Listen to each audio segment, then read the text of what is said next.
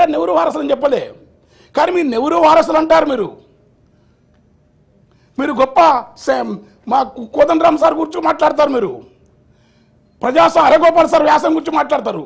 కానీ ఈ మౌఢ్యంతో గ్రామాలలో తెలంగాణ ప్రాంతాల్లో ఇంత చైతన్యం తర్వాత ఏదన్నా కానీ సాంస్కృతిక రంగంలో ఖచ్చితంగా ఈ మూఢనమ్మకాలను, బాణామతిని, చేతవాడును, శుద్ర ఆరాధనలను వీటిపైన కొంత జాగ్రత్తగా నిరసించే ఒక కళారూపాలు కానీ ప్రదర్శన కానీ మినిస్టర్ గారు అది మానాలి.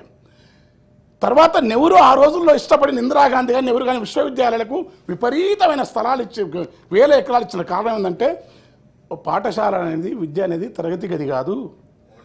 తరగతి కాదు కాకుండా ఆయన మోడర్న్ టెంపుల్, ఏదైనా టెంపుల్ అంటే ఆయన ఏమనంటే నెహ్రూ ఎప్పుడు ప్రాజెక్ట్ టెంపుల్ అన్నాడు, పాఠశాల కూడా ఏమన్నాడు అది క్రీడాస్థలం అని చెప్పిన గుర్తుపెట్టుకోండి. ఒక తత్వ యోగులు, మునులు, ఋషుల్లాగా విద్యా విధానంలోకి వస్తే అడవుల్లో చెట్లతోని, మనుషులతోని, శాంతినికేతన్, డూన్లోయ పాఠశాల కంటే, అరకులోయ ఈ వ్యాలీ విశ్వవ్యాలీ కంటే కూడా నెహ్రూ ఆలోచన అది.